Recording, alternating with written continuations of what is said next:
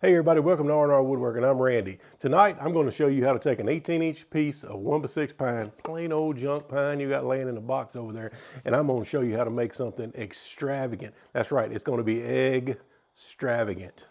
Let's get to the build. Stick around to the end so you'll know exactly what I'm building. Let's go. All right, for the build today, all you need, like I said in the intro, is about a 18-piece inch of just 1x6 pine. Hey, if you got some black walnut, maple, it'll look a lot better. You're gonna need that. You're gonna need 1 3/8" Forstner bit or some sort of big bit that'll drill about that big of a hole. And you're gonna need either a skill saw, just something to cut the wood with, and I'm gonna router the edges to make everything look pretty cool. So it's not beginner tools, but it's not professional tools. If you got a router, some sort of way to cut this with a skill saw and a drill with a drill bit, you can make this tonight. Let's get on over here to the saw, show you what I'm doing. Okay, we're over here at the miter saw.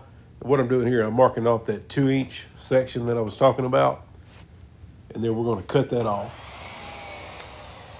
And then we're gonna come right back and we're gonna do the same thing again. So hang on to that piece, you don't wanna lose it. And we're gonna measure another 2-inch section. Yeah, I probably could have laid it up there and traced it, but I didn't. So we'll cut that 2-inch section off. And then when we get through with this, it should leave us around 14 inches. Of course, my scrap wood was not exactly 18 inches, so I've got to trim a little piece off of that.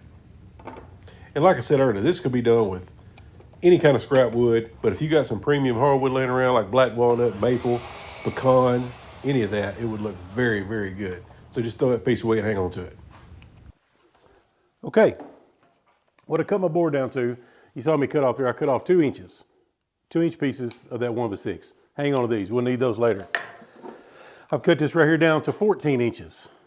Just 14 inch, 1x6, pine, whatever you got. Now what we're gonna do, we're gonna lay out a grid. Kind of cheated, I've already done that. I'm gonna show it to you here.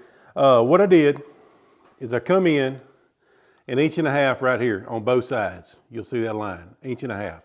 These dots that you see right here, you see all those dots? What those are 2-inch increments. So that's 2-inch, 4-inch, 6-inch, 8-inch, and so forth. Same thing on the bottom. I didn't put them wrong line, but there you go. You can see it 2, 4, 6, and so on.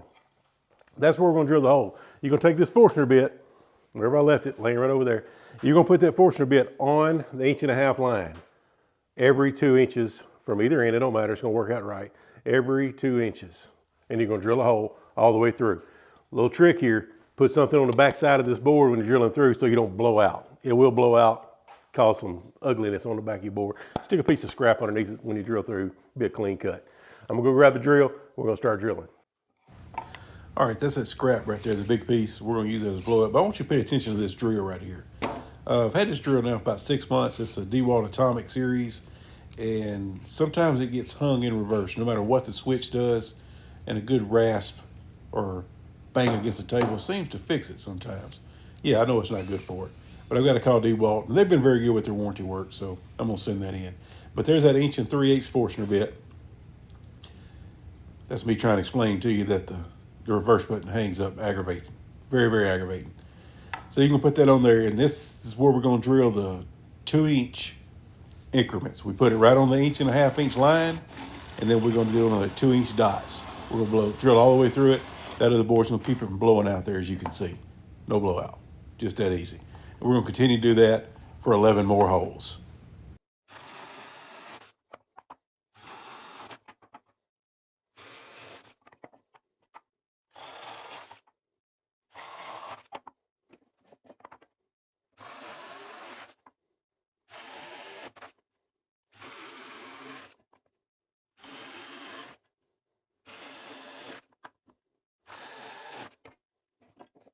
You got all the holes drilled? Yes, that would have been a lot easier. See, I got a little tear right there. We're going to round all that over. That would have been a whole lot easier on a drill press. I actually have one sitting right over there. Didn't use it. We're trying to use simple tools. And drill truss, it's not an elaborate tool, but trying to do simple hand tools to make this thing work. Except for my miter saw, of course. Hello. So right now we're going to get over there and do some routering. Going to kind of clean this up a little bit. But if you notice, I drilled those holes exactly where I wanted them. They're exactly on that hole. And I drilled all the way through because I didn't want it to blow out the back of the board. And that's exactly what it would do. If you're paying attention, you may have it figured out already. Let's get over to the router, see how this thing works.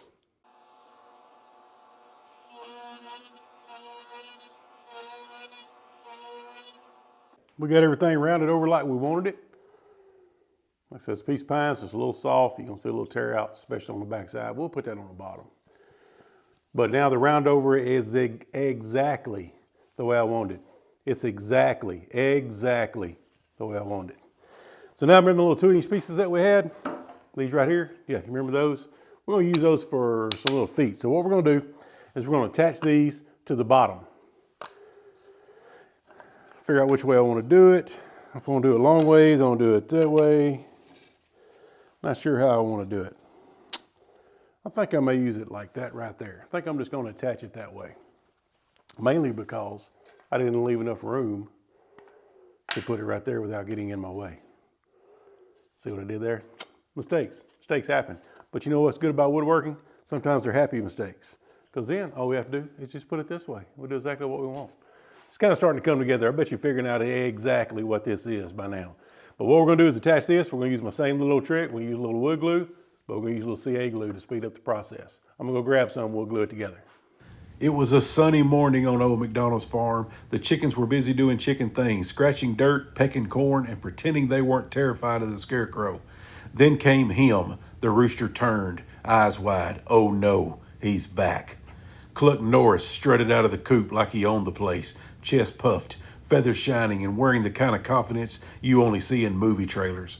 Across the road on the other side of traffic glimmered destiny, or more specifically, a glorious pile of dinner french fries someone had dropped. The other chickens gasped. "Don't do it, Cluck," cried Henny Penny. "The road's cursed." Cluck smirked. "Cursed? Nah, just under new management." The cow stopped chewing. The pig stopped rolling. Even old McDonald paused mid E-I-E-I-O to watch. Cluck lowered his sunglasses. Yes, he had sunglasses.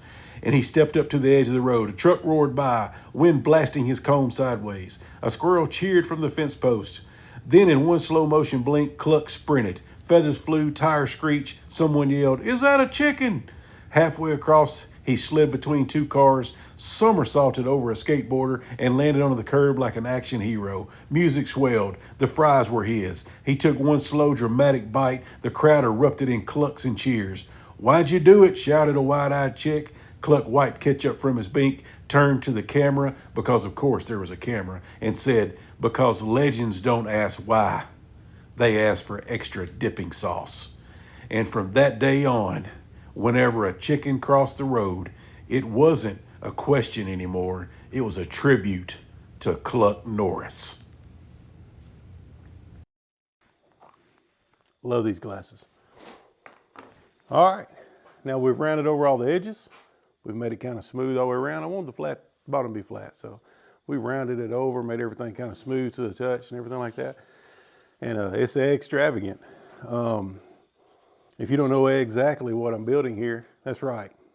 It's an egg holder. Good old country egg holder. Put this on your counter, stand your eggs up in them. As long as they're not refrigerated eggs, store-bought eggs, they'll stay on your counter for a long time. Give it a shot. What we're gonna do these things right now, I'm probably finna stain it. You can paint it, you do what you want to. Just rub some oil on it, anything like that. But right now, these things on Etsy, they're selling anywhere from $25, $35, $45, up to $100 for these egg holders. They're all different shapes and sizes. Some of them are stackable. Some of them made out of premium hardwood. Some of them made out of plain old pine. Yeah, the $100 ones, not like this, I can promise you. This is a 10-minute Etsy build to save you a little bit of money. But for $25, would you rather build this or buy this? If you're in the market with one of them, just go out and build it. All it took was a 1x6, 18 inches long. That's all you needed. Pretty simple. Not real hard. Minimal tools. So like I said, you can go out on Etsy, you can make these things look like this. They look like this, this, and this. You can make them look like anything you want to make them look like. But get out in the shop and make something that you want to build, that you can go in there and say, "Hey, I made this. See that on that counter over there? I made that. Oh, you'd like to have one too? Sure, I'll make you one and sell it to you. Make some money with your hobby. It's fun to do." Hey, if you like what you saw, please like and subscribe. Check out that video right there. You may like it too. You may not.